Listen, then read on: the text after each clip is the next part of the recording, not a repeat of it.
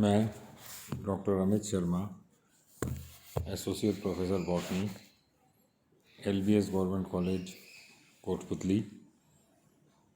आज हम साइकस का जो यूल होता है, बीजांड जो है इसके स्ट्रक्चर के बारे में बात करेंगे।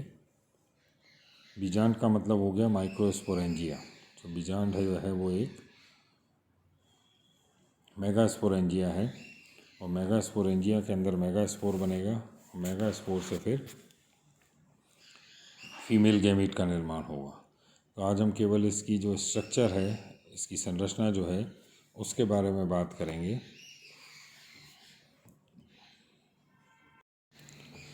बीजांड जो होता है, इसकी सामान्य संरचना जो होती है, इसके दो भाग होते हैं।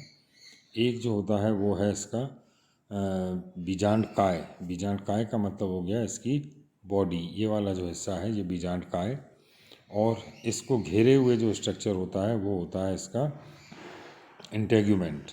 इंटेग्यूमेंट का मतलब इसका आवरण, ये वाला। सबसे पहले हम बाहर के स्ट्रक्चर की बात करें। जो आवरण है, इसका अध्यावरण जो है इंटेग्यूमेंट, ये 3 परतों का बना हुआ होता है। सबसे बाहर जो परत है वो फ्लैशी लेयर ये कहलाती है। मध्य जो लेयर है वो मजबूत दृढ़ोत्कीय होती है और फिर उसके बाद अंदर की लेयर वापस फ्लैशी लेयर होती है। तो इस प्रकार जो इंटेग्यूमेंट है वो 3 परतों में हम कह सकते हैं विभक्त होता है। 2 फ्लैशी लेयर होती हैं, मांसल परत बाह्य और अंदर की, और बीच की जो है वो स्टोनी लेयर कहलाती है। दृढ़ोत्कीय लेयर परत दृढ़ोत्की बनी हुई होती है, जो हार्ड लेयर होती है। अंदर की जो है बीजांड काय और अध्यावरण, ये दोनों एक दूसरे से पूर्णतया संयुक्त रहते हैं, जुड़े हुए रहते हैं। केवल शीर्ष वाले भाग में ये एक दूसरे से अलग होते हैं, जहाँ इनके बीच में गैप ये हमको दिख रहा है, ये आ जाता है। और इस वाले भाग में जो न्यूसेलस है वो एक न्यूसेलर बीक के रूप में, एक चोंच के रूप में बाहर निकली हुई रहती है। इस वाले हिस्से में इंटेग्यूमेंट और न्यूसेलस दोनों अलग अलग हो जाते हैं। इस वाले भाग में जो न्यूसेलर बीक है, ये न्यूसेलर बीक शुरुआत में एक सॉलिड स्ट्रक्चर होता है इस प्रकार से, पर बाद में इसके अंदर एक खाँच नुमा रचना बन जाती है। इसकी जो बीच की कोशिकाएं हैं वो नष्ट हो जाती हैं और उसकी वजह से यहाँ पर एक पोलन चैम्बर बन जाता है। ये जो पोलन चैम्बर है, ये पोलन चैम्बर एक फ्लास्क रूपी संरचना होता है। न्यूसेलस के अंदर अगर हम देखें, जब बीच के अंदर इसमें फीमेल प्रोथैलस या फीमेल गैमेटोफाइट बन जाता है और इसके अंदर फिर स्त्रीधानियों का निर्माण होता है। जो मुख्य भाग है न्यूसेलस का, वो अब इस फीमेल गैमेटोफाइट से कवर हो जाता है और इसके दोनों तरफ हमको ये न्यूसेलस दिखाई देती है और इस हिस्से को जोड़ता हुआ ये यहाँ पर न्यूसेलर ब्रिज, जो दोनों तरफ की न्यूसेलस को जोड़ता है, वो हमको दिखाई पड़ता है। सबसे ऊपर जहाँ पर कि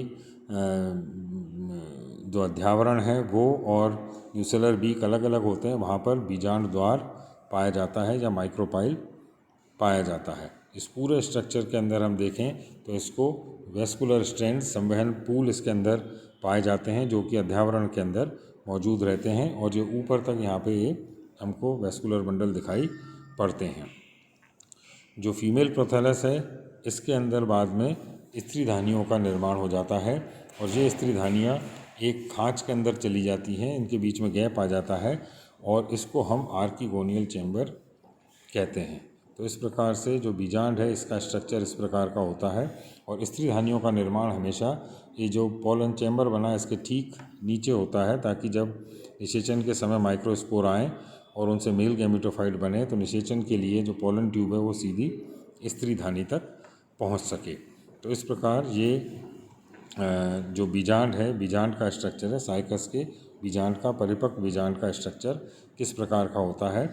और इसके अंदर जब पहले मेगास्पोर बनता है, मेगास्पोर से फीमेल गैमेटोफाइट बनता है, तो इसकी भित्ति है वो फीमेल गैमेटोफाइट की वो मेगास्पोर मेम्ब्रेन ही होती है और इसके अंदर फीमेल गैमेटोफाइट बन जाता है। तो इस प्रकार से ये जो बीजांड जो है पूरा, इसके अंदर हमको दोनों जनरेशन दिखाई पड़ती हैं, क्योंकि मेगास्पोर वो इससे बाहर नहीं निकलता है, बल्कि इसके अंदर ही अंकुरित होकर उसमें विभाजन जो है वो इसके अंदर ही विभाजन शुरू हो जाता है, और उस विभाजन के फलस्वरूप अंदर ही इसमें फीमेल गैमेटोफाइट बन जाता है, और उसके अंदर ही फिर स्त्री धानी बन जाती हैं, जिसके अंदर की फीमेल गैमेट का निर्माण होता है।